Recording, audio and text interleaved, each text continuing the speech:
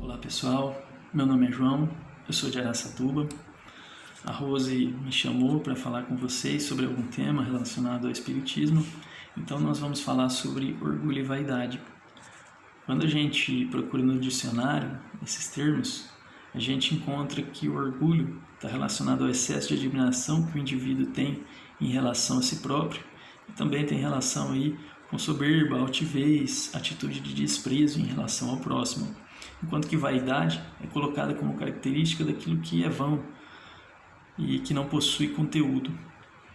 Além disso, se relaciona ao excesso de valor dado à própria aparência. E, além disso, nesse contexto, existe a esperança de reconhecimento e ou admiração de outras pessoas. E nós precisamos entender que essas coisas são aspectos infelizes que a gente sente.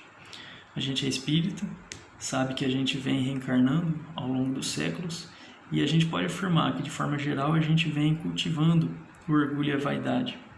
E a gente precisa superar isso para que a gente possa se tornar pessoas melhores. Então, no Evangelho segundo o Espiritismo, em seu capítulo 7, intitulado Bem-aventurados os pobres de espírito, nós vamos ver aí que o primeiro tópico traz o que é preciso entender por pobres de espírito.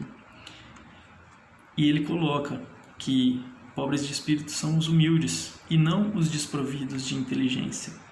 São aqueles que têm simplicidade de coração e humildade de espírito. E aí, nesse sentido, é interessante a gente citar a frase, a ideia que Sócrates adotava, que é o conhece-te a ti mesmo. Então a gente precisa se conhecer, a gente precisa conhecer nossas imperfeições para que a gente possa se melhorar, para que a gente possa trabalhar isso e nos tornar pessoas melhores. O problema aí que está relacionado ao orgulho, além de outros, é que pessoas que se creem muito inteligentes, elas tendem a se considerar superiores e aí elas têm dificuldade em aceitar a divindade, em aceitar a existência de Deus, porque isso seria aceitar que existe algo acima delas e isso muitas vezes as incomoda. E aí a gente cita também uma frase de William Shakespeare que é mais ou menos assim: há mais coisas entre o céu e a terra do que sonha a nossa vã filosofia. Então é isso. A própria ciência ela vem derrubando o materialismo. Então os cientistas descobriram a célula, as moléculas, os átomos, as partículas subatômicas e eles, conforme vão se aprofundando nesses estudos, vão vendo que na verdade a matéria sólida mesmo ela não existe. Então é uma ilusão. A matéria, a gente precisa usar ela para a nossa evolução, para fazer o bem ao próximo, mas a gente não pode se tornar escravo dela. A gente tem que atuar aqui na matéria fazendo o bem, buscando o bem coletivo. No próximo tópico, nós vamos ver que ele é intitulado Todo aquele que se eleva será rebaixado, e ele traz uma questão que os grandes e poderosos da terra, eles cultivam fortuna e títulos e etc. Enquanto que os pequenos na terra, eles cultivam mais as virtudes, que são o que verdadeiramente é considerado no reino dos céus, então no plano espiritual. Então a gente precisa entender que poder, riqueza, beleza, eles trazem provas, e a gente como espírita, a gente pode afirmar que a gente já teve a oportunidade de ver com e sem poder, com e sem riqueza, com e sem beleza, e tudo isso é prova para a gente. A presença dessas coisas em nossas vidas nos traz facilidades que nós precisamos superar nosso egoísmo e usar essas coisas para o bem coletivo. Enquanto que a ausência disso é prova também.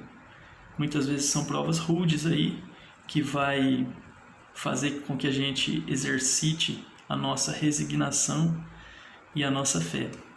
Então nós precisamos entender que a gente não está inserido em nosso contexto por acaso, nada que está ocorrendo conosco é por acaso, e a gente precisa aproveitar das coisas que estão ocorrendo para que a gente possa se melhorar. Nesse sentido aí, desse tópico, vale a pena a gente citar o exemplo de Emmanuel. Então, há 2 livros de Emmanuel muito interessantes, psicografados por Chico Xavier, em que Emmanuel relata 2 encarnações dele há séculos atrás. Então, a primeira dessas duas reencarnações é a do senador romano Públio Lentulus, que está relatada no livro Há 2000 anos. E no livro 50 anos depois, ele relata a reencarnação dele como escravo na história. Então a gente vê que em um momento ele era um senador romano, um dos homens mais poderosos da época, e numa próxima reencarnação ele foi um escravo. Então vejamos bem como é que é a lei de Deus, essa questão da reencarnação. A gente não pode então ser orgulhoso ou vaidoso, porque a gente não sabe aonde que a gente vai estar no dia de amanhã. No próximo tópico é trazido alguns tópicos, algumas coisas interessantes. O tópico se intitula Mistérios Ocultos aos Sábios e Prudentes. Então é trazido que Deus fez revelações aos simples e aos pequenos e as ocultou dos sábios e prudentes. Isso porque o orgulho dificulta aos grandes da terra a reconhecerem a superioridade de Deus. Deus, então, não ultrapassa o tempo deles. Deus poderia atingir essas pessoas com sinais provando sua existência. Deus é perfeito. No entanto, ele não faz isso por quê? Para que essas pessoas elas possam superar o orgulho. E aí, no tempo delas, é que elas vão descobrindo as coisas verdadeiras e vão se melhorando, enfim. Mas, enquanto isso, a gente precisa entender que o orgulho e a vaidade, na verdade, elas nos trazem esses sentimentos, essas sensações, elas nos trazem, na verdade, sofrimento, porque são ilusões. E a gente precisa trabalhar para superar isso. O próximo tópico, Instruções dos Espíritos, o orgulho e a humildade, é trazido então realmente que o orgulho é o adversário da humildade. Então, para que a gente se torne humilde, obviamente a gente precisa superar o orgulho. Sem humildade a gente se adorna de virtudes que a gente não tem. Isso às vezes a gente consegue fazer no plano material, mas no plano espiritual a gente não consegue fingir, não consegue enganar. A gente vai ser percebido como a gente realmente é no íntimo. Então a gente precisa cultivar as virtudes para que a gente possa ter uma boa condição. E vale citar nesse contexto aí uma reflexão. Será que a gente vai ter paz enquanto a gente souber que existem irmãos nossos que sofrem? E não precisa ir longe, em outros países, em outros continentes. Às vezes, muito perto da gente, perto de nossas casas aí, no nosso bairro, enfim, em locais que a gente frequenta, nós vamos ver muita gente que sofre. E aí a gente vai ficar preso no nosso orgulho, na nossa vaidade, se achando melhor que as outras pessoas. Enquanto tem pessoas sofrendo, a gente vai ter tranquilidade. A gente precisa entender o que é colocado nesse tópico aqui, que a caridade e a humildade são seus títulos de nobreza. Então, na verdade, as coisas aqui da terra, elas pouco valem perto desses valores morais. A gente precisa cultivar esses valores morais. E algo também que é interessante da gente colocar aqui é sobre as coisas que são colocadas, veiculadas na mídia, nas redes sociais, na internet, imagens de felicidade relacionada a bens materiais, a coisas aí passageiras. Então, será que essas pessoas que estão veiculando esse tipo de imagem, de informação, elas são realmente felizes? Será que na intimidade delas, elas verdadeiramente têm tranquilidade, têm paz de consciência? E aí a gente já coloca aqui que, na verdade, a paz de consciência é uma das coisas que vai nos trazer felicidade.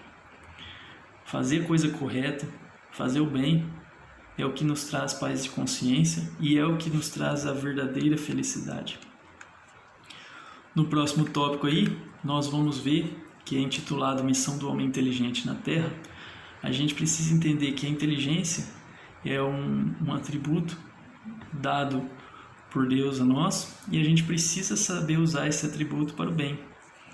Então ele dá um exemplo interessante de um jardineiro que recebe uma enxada de seu patrão. Quando o jardineiro recebe essa enxada, ele sabe o que ele tem que fazer, ele sabe que ele tem que usar essa ferramenta para cultivar, para melhorar ali a paisagem do jardim e tudo mais. Agora imaginemos se esse jardineiro se vira contra seu patrão e o ataca com essa enxada. Então é mais ou menos o que ocorre quando a gente recebe a inteligência de Deus. Então Deus nos dá a inteligência e aí a gente vem para a terra e não usa para o bem, usa para a satisfação do nosso egoísmo, do nosso orgulho, da nossa vaidade, etc. Então nós estamos indo contra as leis de Deus nesse contexto. Então a gente precisa usar a inteligência, o poder, a riqueza que eventualmente nós tivermos para o bem coletivo, para ajudar as pessoas, fazer caridade e coisas nesse sentido. Então a gente precisa lembrar sempre que o que a gente planta, a gente vai colher.